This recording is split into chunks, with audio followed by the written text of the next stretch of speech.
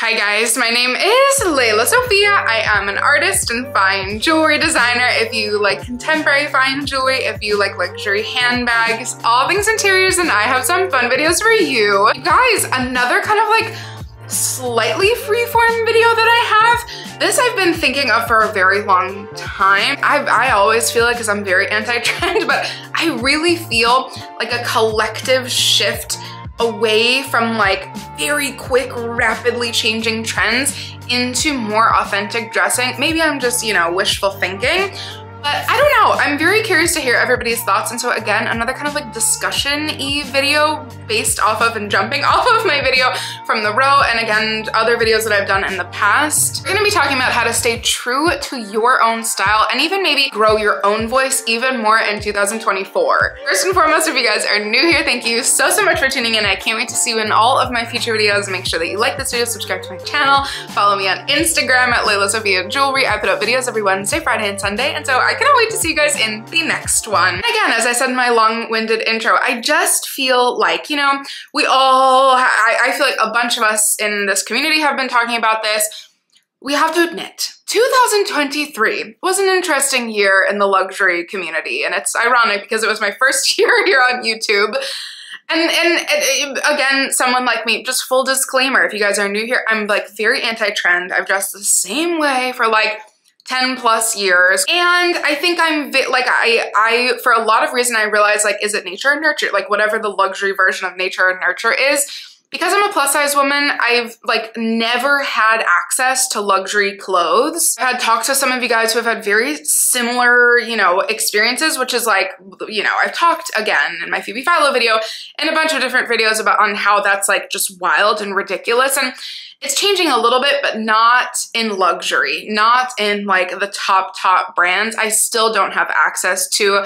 I still can't buy a Bottega Veneta coat. I still can't buy a coat from the row. I still can't buy a shirt, a jacket, or whatever, a pair of pants, certainly not a pair of pants. There's a lot of things that I still don't have access to. And so in a weird, like, you know, look on the bright side type of way, I think that for a really long time, you know, all the dressing rooms that I cried in high school, like not a laughing matter, but I can hopefully think, you know, lighter about it now, taught me that I shouldn't be fitting into 7 jeans just because every girl in my high school has a pair of 7 jeans and True Religion jeans. First of all, that's ridiculous. And second of all, find your own vibe, find your own style. And I always talk about this, thank God for my aunt who like, she was just the most fabulous, amazing woman. And she really, she saw how much I was struggling in middle school and high school when I like couldn't dress like the cool kids. I couldn't fit into what the cool kids were wearing. She really helped me. And so I essentially dressed exactly like her, basically. It's like pretty much what she did. She like wore Wolford and La Perla. She wore all black and then like really cool floor length over, you know, either a kimono or like a really cool floor length duster or jacket. And I essentially twisted that into my own vibe, but I pretty much copied exactly the way I do my nails, to the way I do my makeup, to the way I dress. Like, it's very much so her, and I'm so grateful for that. Well, you know, in a lot of ways, even though, yes, it's really annoying that I don't have access to a lot of fashion, but I also was able to like, because I have to try really hard to find clothes that fit me. I have to try very hard, and I have to spend a lot of time online and like looking for different companies and brands and whatever that sell extended sizes. I have to work for my clothes. And so a lot of the times I just kind of like, I figured out exactly the formula. And even though I try sometimes to kind of divert out of that, and even if there is a trend that I want to try, I kind of can't. Like, I honestly don't really have access to that. And so coming from this is a long-winded intro and showing you my perspective of this, because I probably always did have a very similar style. And whereas like, yes, I'd love to start, you know, even like Wardrobe NYC or Wolford or La Perla or The Row, I'd love to like wear clothes like that, kind of in my same vibe still, but just like better quality, quite frankly, and better clothing. I still have always been drawn to, even on other people, I've been drawn to all black like forever. I've been drawn to very sleek, minimal, tonal outfits. I'm a New Yorker, like I'm from New York City. It's very old New York. It's very New York 90s. It's very like 90s minimalism. I was a performer, like I was a serious singer. I was a serious performer, and I was always going to an audition. had a performance, had a something, had a whatever, had a review, and I always had to wear all black. So again, nature versus nurture, I don't know which one came first, the chicken or the egg. And so coming from that, you know, again, just my explanation of where I'm coming from, I think that I was able to have like quite a zoomed out view of what happened last year. And what I'm referring to is TikTok, right? Like, we have to be honest, TikTok had its moment last year. We're still kind of in it. Like, TikTok had the craziest moment. It dictated articles, it dictated what people wrote about, it dictated what people like predicted, and there was a whole niche thing of being a trend predictor who predicted trends constantly, which is like, seems kind of a little bit oxymoronic, because it's like, if you're a trend predictor, usually, you know, usually like media outlets or publications had like months and months and years of research and runway analysis go into their predictions for the following year or 2 years. And so many people like made a job, which is dope. Like, again, not knocking anybody's hustle ever, made an entire job out of predicting trends. But then people would buy into the trend, and then you had to find another trend. So that in itself led this crazy trend cycle where we went from like Barbie core to mermaid core to recession core to gorp core to like all these, I can't even name them all. I'll put them all on the screen. Like, there were so many trends, and then publications would pick them up. And so it felt as if it was going to be a real trend. And then what we saw for the most part was that trend completely die. Like, it had like 2.5 seconds and then it was gone. And so especially in this luxury industry, that's why I'm making this video, these pieces are expensive. Like, we know that, even though I preach buying pre-loved and vintage all day, every day. You guys know that's my bread and butter. And especially, which I'll do an entire other video on, especially as the luxury market seems to be plummeting in sales, as all the newspapers are reporting, you know, buying pre-loved is sustainable. So it's great for the environment. It's great for so many different things. And also, like, we can save money by buying pre-loved. And also, like, fashion can be more cyclical. Like, I think that makes so much sense. And so I'm just trying to essentially save us. Like, we know that this luxury industry that we're all in and love, if you're watching this, I know that you love it too. Even, you know, I'm not buying things constantly, but I love to. And so when I buy a piece, sometimes there's bags that I think that I want. Sometimes there's a pair of sunglasses that I think that I want. It totally happens, even though I've honed my curation a lot this year.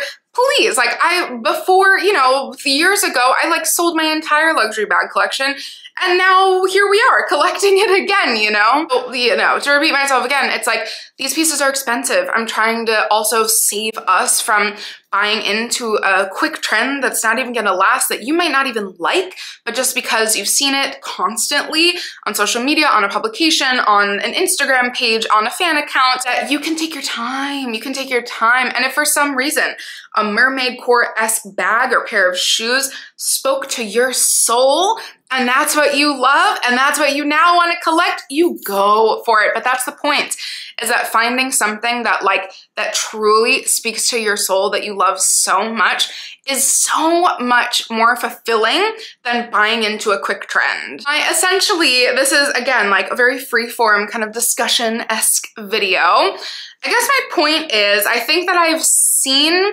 two things happening, maybe more than two things, but two major things happening. I think I saw exhaustion from those trends. I think I saw people like kind of grasping at straws. I think I saw a lot of people, and I've talked to a lot of you guys who are like, oh, like, I just don't know what to do. I don't know how to dress. I don't know what is my own style, because there's so much coming at us, so much information. Like, information is amazing, and we're also grateful for the internet, but in a lot of ways, it's like, take everything with a grain of salt. Relax, go out into the real world. It's like, I think living in New York City also gives me a major advantage, because I see what people are actually buying, and it's like, the trends don't happen as quick in person as they do online. Meaning, all of those sales of whatever, like, I'm sure a lot of people, and especially if you're able to, like, go for it. If you love switching between styles, I always say my brother is so like that. My brother is a master.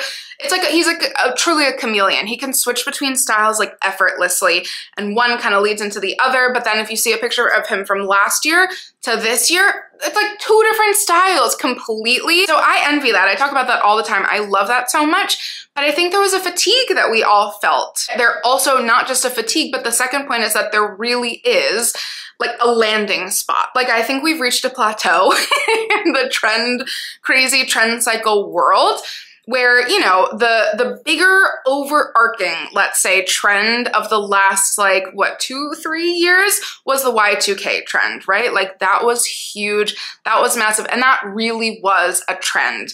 And then I think we have a little discrepancy, which I have many videos on in my channel, over what the next one is called, but the overarching umbrella is most certainly quiet luxury, which everyone rolls their eyes on. Everyone has, you know, everyone has something to say. I think most people say that they hate it, but a lot of people are dressing this way. A lot of people are really going for this kind of era, new era of dressing the whole quiet luxury way. I have proposed in many videos that actually, like the quiet luxury part of it, sure, I get. To kind of like give my own translation on that, I think that that just means people are looking at higher quality materials so that you have to buy less, so that you ultimately are saving money. You're not buying a whole bunch of, you know, just like crap from the internet that you didn't really like in the first place, and then you throw out and you end up wearing once, and that's wasteful and whatnot. How I define quiet luxury is how I buy goods. Like it's how I buy, it's how, you know, I'm a jewelry designer, but it's how I bought into vintage jewelry and fine jewelry for a decade. And now I make my own, it's like my jewelry is made, you know, it's made to order. Like I'm making one piece at a time. This is very, you know, sustainable. Like there's a lot of care that goes into one item. And I've translated that into how I buy my bags, looking for quality over quantity, which is why I love Bottega Veneta and the Row. Like I sound so pretentious, I'm sure, all the time when I talk about it. It really is just because all of my Bottega bags, all of my The Row bags that I've had some for years and some I just got pre-loved, they look like, they feel amazing, they look amazing, and I will be wearing them for the rest of my life. So a lot of people have different definitions. That's just to, you know, state that disclaimer.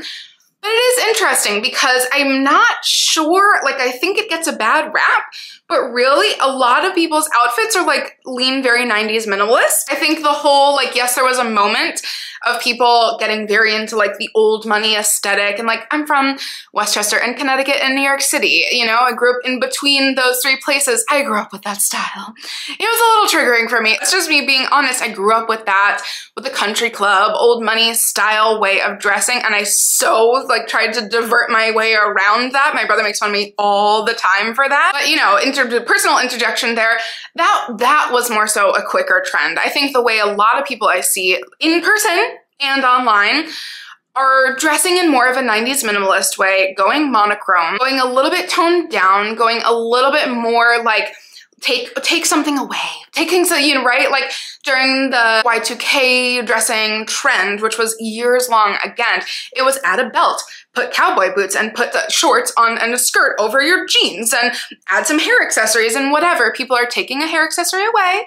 Maybe it's going a little bit slower. Maybe it's thinking, you know, putting one piece of clothing on, wearing one singular dress. I'm exaggerating the Y2K trend also. I loved how other people put their outfits together with it. But I think it's toned down. It's a little bit chilled. And I also think, as I just talked about in my entire video on The Row, I really think that The Row and Kate and Phoebe Philo have a lot to do with this whole quiet luxury trend in the dopest way. There is just something so chic. It's like maybe leaning more city style way of dressing. Like I think a lot of people, you know, are talking about like the Scandi style and French style. It is just more chilled out. It's more minimal. It's looking at higher quality materials and less of them, which is really cool. I've seen so many people like, you know, evolve into this beautiful style so beautifully. Tamara is like, I think the best example of someone who I started watching later into her career, like probably 2 years ago. She's been doing this for like over 10 years, I think. And I started like at the, you know, when she was turning the corner into this new way of dressing, and the way that she's been putting her outfits together now. Again, this is someone with, you know, this is someone we have to all admit, right? This is someone with endless resources. She's been in this industry for so long. She can afford, you know, to go into the row and pick out 10 things and go into Chanel and pick out 10 things. And so that's dope. And I, you know, like honestly, more power to her, but it's just the truth. We have to admit that there's a little bit more resources there, but someone like Alyssa Lenore, someone like Rosie Huntington Whiteley, Nicole Perry, I think is underrated. She's an amazing stylist. Dani Michelle, who I talk about all the time.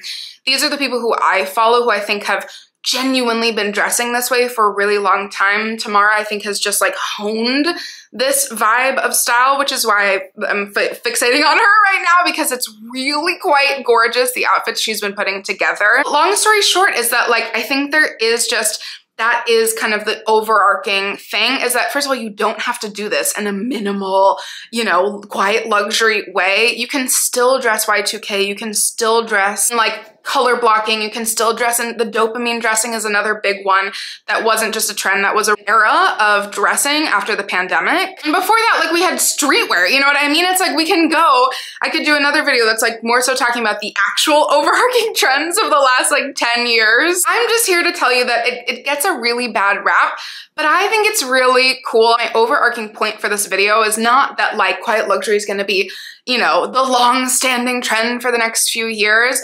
I think it's that we've learned a lot. We've learned that a lot happened last year. A lot went on, especially, you know, it's like we were 3 years out of the pandemic. We had some more freedom. We had some more places to go. We had more things to do. And there was like a peak and then almost kind of a downfall of fast fashion. And so that's also probably what led into like the ability even to keep up with these wildly quick trends that were happening. The really cool thing about the internet is that we can actually take it and use it to our advantage. TikTok and Instagram, and I'm still a Pinterest girly, like those social medias, and especially YouTube. Obviously, I'm here, hello. Like, especially YouTube is clearly my preferred and favorite one that I, you know, consume constantly. The good thing about there being so many trends is that, you know, there's a plethora of information. And so even if a video is like 3 years old, you can still look to YouTube for a styling session. You know, you can still look to YouTube, to your favorite creator on any platform that you prefer, to find the way that that you love how they dress, even if it's how they dress during a certain era, or even if it's not how they dress now. Finding that creator and going back to their videos is what I have found to be the most like helpful and beneficial. I get the most ideas from that. Finding people, again, like Dani Michelle is an insanely talented stylist. As soon as I found Nicole Perry, like, I was hooked, and I started kind of like majorly studying her outfits. As soon as I found Alyssa Lenore, like, I loved each one of their styles so much. Like, there are so many creators out there. Find ones that you resonate with and then do deep dives. Like, honestly, do deep dives. Most of these people are not like archiving their Instagram accounts. Like, go back quite far, and that's so cool. And that's how we can use and take advantage of the content that was coming out of the world this last year. And so even though it was so overwhelming, it was, for someone like me, it was overwhelming. I just had, like, obviously, if you haven't gotten that already from this video, it was majorly overwhelming. But I think that taking a break, I've talked about in past videos before how to stay true to your style. You can curate your Instagram following, curate who you follow. If you no longer resonate with someone's style, and you're like, don't really know why you're following them, unfollow them. It's okay, they'll be okay. They'll find somebody else will love their style. Like, sometimes too much information can be majorly overwhelming, but there is so much information that if you kind of experiment, thank God it doesn't cost anything to subscribe to someone's channel, like, experiment with that, and then that will save you. You're not buying a, you know, $2,000 bag to just try it out. You're looking at someone else's experience. I love review videos, you know? It sounds like I'm plugging the platform of YouTube right now, but it really is true. And that has what made me, like, I've totally had times this year where I'm like questioning, should I be changing my style? Am I dressing so boring? Like, what am I doing? I question myself often, and then I realize that I dress how I'm comfortable. I dress what's comfortable to me. I've done this for a very long time. And so even though I can learn from people. I can take styling tips. I know what works for my body, like figuring out what works for your body, figuring out what you're gonna love and wear and not waste is very important. But also, like, it can be really fun. It doesn't have to be just boring, you know? Like, I think finding your own style can actually be like one of the dopest things. I'm someone who loves to do mood boards. If you are, have, Adobe Illustrator, or even just like a Word document, I do mood boards a lot. And so that's really fun. That would be a really fun, tool that you can use to help you define your own style. You guys, again, a free form video, so I'm very curious to hear all of your thoughts.